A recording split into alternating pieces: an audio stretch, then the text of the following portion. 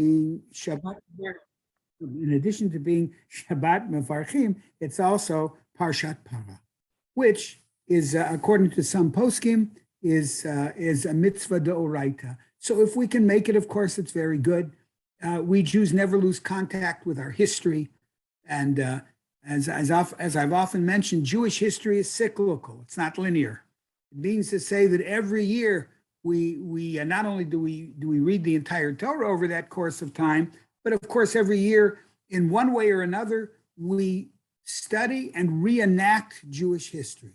Parshat Para reminds us of the time in the Beit HaMikdash when we were to bring the Korban Pesach, and you have to bring a Korban Pesach when you are tahor and you are ritually uncontaminated, and so they would people who unfortunately lost a loved one or were tamei in some way, shape, or form often would avail themselves of the ashes of the paraduma, which cleanse them. But we're not going to deal with either of those two issues today. I'm going to start by asking you a question. Actually, there's two questions that I have this evening. One is the following. If I were to say I'm going to give you two words, and I want you to think, I'm not going to ask you, even though you're kind enough to be on board, I'm not going to ask you, what do you think directly? I just want you to think about it directly. The first word that we're going to talk about is, that I'm going to mention is, and I want you to tell me whether your first impression is positive or negative. The first word is obedience. Obedience. So was your first thought more negative or more positive? If you were called an obedient person, would you consider that a compliment? Or if you're called an obedient person, would you consider that not such a compliment? The second word I'm going to give you this evening is the word creativity. If someone calls you or says to you, boy, is he creative or is she creative, and they're referring to you, positive, you say, oh, that's nice, or negative. Well, I dare say that most of us, when I've asked this over and over again, most people respond almost unanimously. Everybody wants to be called creative. Creative is especially when living here, especially living in an open and a free society, Western society, creativity is valued.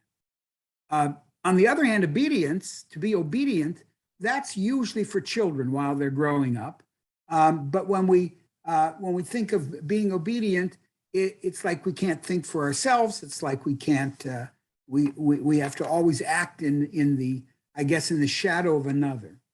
And the interesting thing is that in our children, we value obedience. But who makes the big money?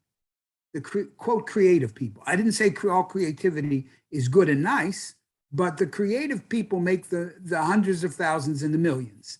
And I want to show you from a Jewish standpoint. First of all, Judaism values both. We're going to see that in this week's Parsha. Judaism values both creativity and obedience. The question is, how are those two employed, whether it's creativity or obedience? Now, here we have it. I'm going to show you.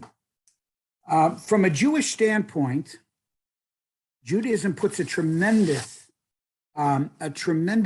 value on obedience to halacha. As you can see, I'm holding this up for you, and I have 4 checks. When is creativity valued? Creativity is valued as long as the creativity resides within these 4 parameters of halacha. So you can have Ashkenazim, you can have Sfardim, you can have people who are wonderful musicians, you can have all of those things, and artists, Not to mention, in halacha, you have the Rambam, who was so creative in his thinking. Our great poskim are very creative in the way that they present and solve difficult problems. That takes a creative mind. Reb Moshe Feinstein, Reb Elyashiv. We just lost, of course, this past week. We lost Reb Chaim Kanievsky, Zecher Tzadik Livracha, a brilliant mind. Okay, but all of the creativity was centered within the parameter of what we call the Daled Amot Shel Halacha, the four amot, or the four measures of halacha, about 6 feet. But when we're talking metaphorically, it means there are restrictions within halacha. So therefore, again, you could be here and you could be here, and it's fine. Two people, again, Hasidim, Mitnagdim, no matter who they are, as long as they're within the parameters of halacha, we have I shouldn't say vastly different lifestyles, but pretty much different lifestyles. Yeah, pretty much. When it comes to, Pesach's coming up, eating gebruks, not eating gebruks. Well, that I wouldn't say that's an earth-shaking difference, but they are quite different. The modern Orthodox Jew, and even many of the non-modern Orthodox Jews, dressed both tzniut, but as you would in American normal cultural dress. On the other hand, Hasidim are very careful to eschew that type of wardrobe. But they're all within the Daled Amot of halacha. All 613 mitzvot, all believe in the Torah Sheba'al Peh, the Torah Shebechtav. Notice this: these two people can be very far apart, but they're fine. These two people can be very close, almost indistinguishable. This one wears a kippah, that one wears a kippah. They look pretty much the same, okay? But the person who's here has accepted upon herself or himself, again, the Torah Shebechtav and the Torah Sheba'al Peh, the halacha of Shulchan Aruch. This person, a good person, and also a person, as a Jew, I'm sure Hashem rewards everybody, but if once she or he steps out of the Daled Amot of halacha, out of that square, that quadrant that we have, then they appear to be close, but they're miles apart. Why do I mention this today? I'm not on any particular rampage, but I think it'll help us to understand Nadav and Avihu. This is this particular Parsha of Shemini reminds us that HaKadosh Baruch Hu commanded in Parshat Tzav to bring the korbanot, the korban miluim, the inauguration korbanot. Up until that time, there was no national korban that was ever brought. Families may have brought a korban. Individuals may have brought a korban. Korban Pesach is brought by individuals, but one nationally sanctioned korban given for all of the Jewish people, that did not exist until the beginning of Parshat Shemini, which Chazal tell us, the Parsha when it says Vayihi Bayom HaShemini, and it was on the eighth day. The eighth day from what? The eighth day from Moshe Rabbeinu's daily bringing of the korban. Chazal tell us that Moshe Rabbeinu, for that period of time, was deemed a Kohen. He was deemed a Kohen. Whether or not he dressed in the garb of the Kohanim, that already is subject to uncertainty. But Moshe Rabbeinu, for 7 days, he brought the korbanot each and every day, and it was both in preparation for, so to speak, a rehearsal for those korbanot which his brother Aaron would bring. Now we come to the great day. The Torah tells us that Vayi Bayom HaShmini, it was on the eighth day that all the Jewish people were assembled in front of the Mishkan and the Oel Moed. You can imagine what a remarkable moment that was to have such a throng of individuals looking in extraordinary anticipation. This is now becomes the centerpiece of national avodah, national service of God. So one can only imagine, of course, with all of the people there, what it must have meant. And the Torah tells us in a very graphic, beautiful prose, the Torah says that they brought the korban, and Aaron, now it was Aaron. Moshe was done. Moshe didn't bring korban. Aaron brings the korban. And the pasuk tells us that Vayisa Aaron et yadav el ha'am. They see, first of all, that Aaron himself, upon the bringing of this korban, he himself lifted his hands skyward, and he said, "Vayavarachem," and he blessed the multitudes. And Chazal tell us what bracha did he give? He himself, it appears, composed the bracha of Yavarecha Hashem v'yishmerecha, Yoer Hashem panav elecha v'chuneka, Yisa Hashem panav elecha v'yasem lecha shalom. And that has become, of course, the standard for the Jewish people throughout history, for the Kohanim. And some people say that the reason there are two aspects to kahuna, which we're not going to talk about. There are more than two, but two in this case. There's the Kedushat Aharon, and then there's the Kedushat HaKohanim. That's evident in the bracha that we say in Eretz Yisrael every day. Asher Kedushanim Mitzvotav v'tzivanu b'kedushato shel Aharon. Hashem has sanctified and blessed us through the Kohanim say, through the Kedusha of Aaron. There is within the Kohanim themselves two types of Kedusha. One is Kedushat Aaron, and one is Kedushat Kohanim, his descendants. And of course, they are given the privilege of blessing the people. And that's what Aaron did.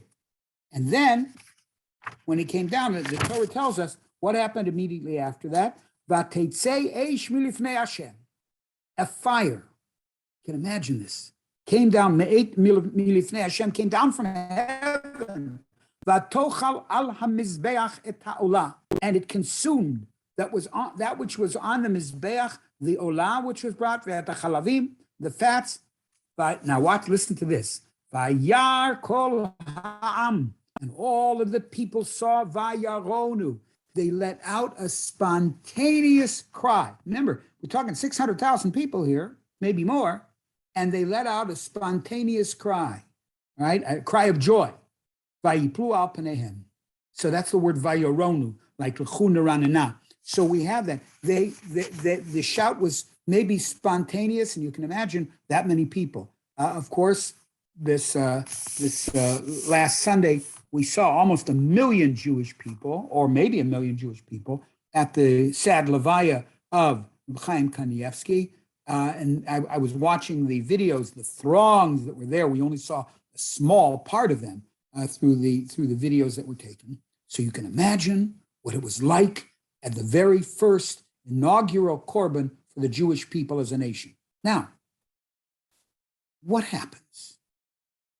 The very next pasuk says, in pasuk Yud, in Parak Yud, pasuk Yud, Vayikchu v'nei Aaron Nadav v'Avihu. The two sons of Aaron, Nadav and Avihu, ish machtato, each took his own fire pan, vayitnu vohen eish, and they put substance that would create fire in it, vayasimu alea, and they put it on the machvat, or on the ish machtato, alea ketoret, vayakrivu lifnei Hashem, and they brought their own korban before Hashem, eish zara, a strange fire, asher lo tziva otam, which was not commanded. Now then, the very next pasuk. Listen, please, to the wording of the pasuk. Vateitze eish milifnei Hashem, and a fire came out from before God. Vatochal otam, and it consumed them. Vayamutu lifnei Hashem, and they died there before God. Now, by the way, pasuk 3 psukim before, it says Vateitze eish milifnei Hashem, that fire went out before God. And here in this pasuk too, after Nadav and Avihu, exact same wording, Vateitze eish milifnei Hashem, that all of it, it's the exact concept, the same. But when it was done before, through Aaron, according to the prescribed procedure, it says Vatochal al mizbeach. that which was on the Mizbeach was correctly consumed, the korban. But here it's vatochal otam. And here, of course, we have this terribly tragic story. And you can imagine the shock that went through the entire people. When I talk about Nadav and Avihu, first of all, this may be the most oft repeated incident in all the Torah, almost in the whole Torah. It's mentioned here, then it's mentioned in Bamidbar, it's mentioned even in Divrei HaYamim, the incident itself of Nadav and Avihu and their tragic deaths and the national tragedy. So one of the things that I'm reminded of, those of us who were around in 1986, and we know, of course, we had the Challenger. I think it was Challenger. Yeah, I think that's what it was called. All right, the Challenger disaster. Someone, if I'm wrong, can interrupt me. But and 70, it was on the launch pad. They were sending up 5 astronauts. This isn't the one with the Jewish astronaut. They were sending up astronauts, 5 or 7 astronauts, and one of them was a teacher. And there was a tremendous amount of prior publicity to this. It goes up. It was in the middle of January, and 73 seconds into the flight, you see the explosion. It was a national tragedy, the enormity of which many people still have not recovered from. And we talk about it. So in a way, when we talk about the disaster that took place in the NASA program in 1986, in front of hundreds of thousands of people, or at least tens of thousands of people directly, and then of course, by extension through recordings, millions of people, it still brings sorrow. So now let us project ourselves backward. Nadav and Avihu. We'll talk in a moment about their character, but Nadav and Avihu were killed in front of all of the Jewish people, but it was through their own hands that they did what they did. But you can imagine the same fire that consecrated the korban brought by their father.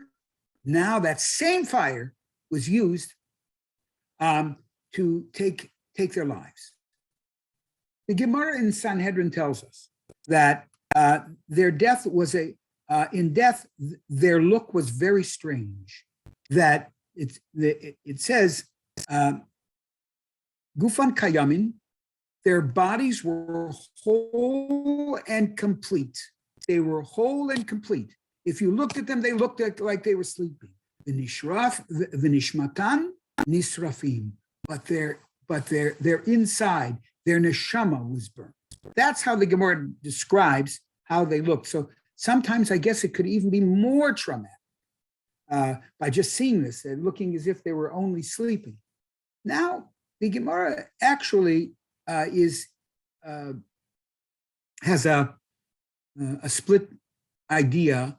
There isn't a unanimity of thought as to their character. The Gemara does. There are those who say certainly that Nadav and Avihu were tzaddikim, but they were. What was their mistake? Their mistake was they were zealous. They didn't follow the procedure well. They were creative when they needed to be obedient. A korban is the absolute paradigm of obedience. That's why if you look at throughout the Sefer, all of Sefer Vayikra, and you look at even from the last part of Sefer Shemot, the enormous amount of detail that we have on the korbanot. Aseret Dibrot, it gives you the Aseret Dibrot. Parshat Tefillin, so it's a couple of psukim. Shatnez, a couple of times. And without any much fanfare, korbanot, every detail. Why? Because a korban is the wrong time to be creative. The korban, any korban, and it doesn't matter whether it's a korban olah, korban shlamim, a korban chatat, whatever the korban is, korban mincha. It is a statement by the one who brings it that I am subservient to God. This is the time for me to put aside my creativity. There's a time for creativity. Absolutely. Absolutely. As I say, Chaim Kanievsky, both among Jews who appreciated the Orthodox way of life and among those who did not. And also, I might add, great scholars in general spoke glowingly of his creativity. So certainly there's room for creativity, but not when it comes to a korban. As a matter of fact, the Gemara in Sanhedrin says to us, as I told you, there were two views as to Nadav and Avihu. One is that they were tzaddikim, and they should have been more careful not to bring an Eish Zara, Asher Lo Tziva Otam. The second view is that they were, unfortunately, they were overcome to some degree with the shortfall of youth. Young people, and this applies not just to some young people, probably most young people in their lives. I know that there was a time, I hope I've tamped that down a little bit in my life, but the idea of a certain degree of arrogance that young people, and maybe that's healthy in some ways, young people can correct the ills of the world in which they were brought. And so we find the Gemara at the very bottom of Nun Bet Amud Bet Amud Aleph says, okay, Far Hayu Moshe ve'Aaron mahalchin baderech. It sets up an idea here. This is of course is prior to the tragedy. Moshe and Aaron were walking along, v'Nadav v'Avihu mahalchim achreihem, and Nadav and Avihu, the sons of Aaron, were walking behind them. V'chol Yisrael achreihem, and the Jews were after them. Amar lo Nadav v'Avihu. Amar lo Nadav v'Avihu. Nadav said to his brother Avihu, "Ematay yamutu shnei zekenim alalu." The Gemara portrays this. It's nowhere in the Chumash. The Gemara portrays this. Listen, when are these people going to pass away? Vani v'ata ninhog et hador, and we'll then lead the people. We can do a better job. After all, remember, you had the Egel HaZahav, you had all kinds of things that didn't go right. All right, so we can probably do a better job. Amar lahem HaKadosh Baruch Hu, hanireh mi koveret mi. We will see who will ultimately bury whom. So this particular approach to Nadav and Avihu's personality, of course, takes a different view. It doesn't mean that, therefore, I mean, here it does seem that HaKadosh Baruch Hu says, okay, you think you're going to outlive your parents? You're not going to outlive your parents necessarily. You have to understand that. You have to have reverence for parents. So I want to read for you here a little bit when we talk about creativity. Rabbi Yoshe ber Soloveitchik Zatzal talks about the idea of creativity, and he says the following: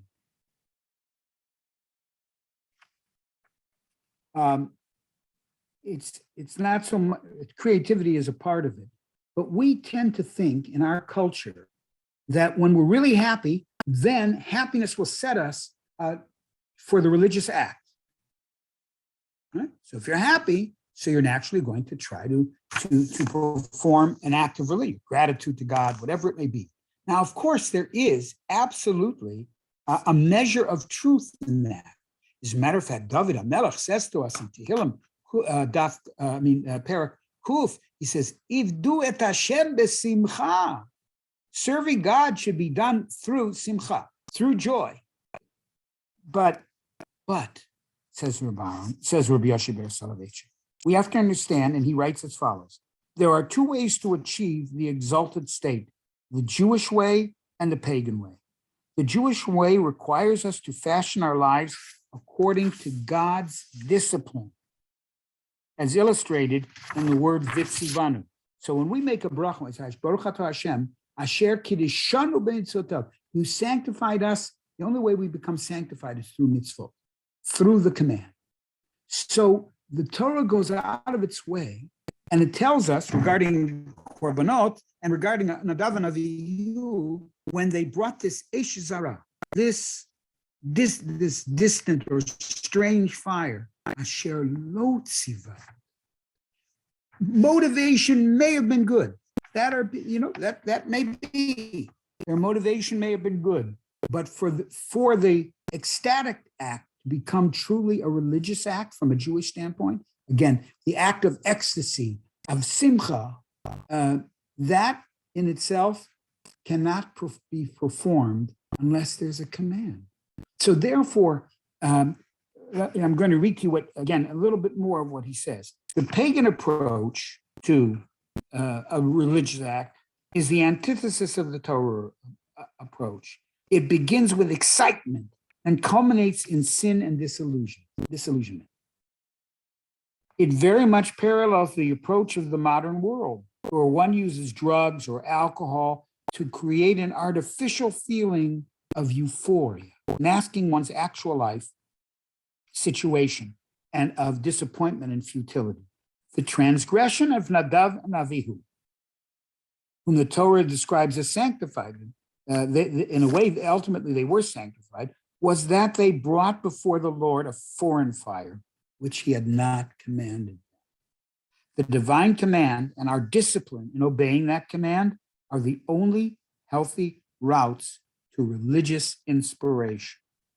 Any deviation is unacceptable and ultimately doomed to failure. So this then becomes the lesson of Nadav and Avihu that, again, certainly, even if their intentions were good, service to God has to come first from a tzivui, from a command. God commanded Moshe and Aaron about the korban, and it was performed, and it brought a certain illustrious fire, which was exalted by all. But once they deviated, once Nadav and Avihu were so euphoric that they forgot the mitzvah, they forgot it's a mitzvah, asher lo tziva otam. Then we have the word zara, which brought about their downfall.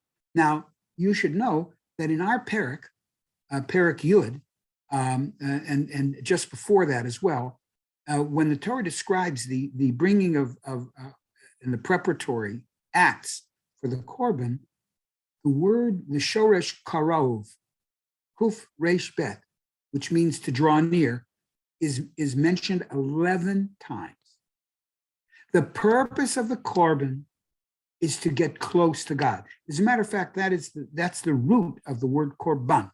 Korban means to become close to God, because if we bring the korban through tshuva, then of course we get closer to God. But then here, in contradistinction to that, the Torah says that they brought Eish Zara.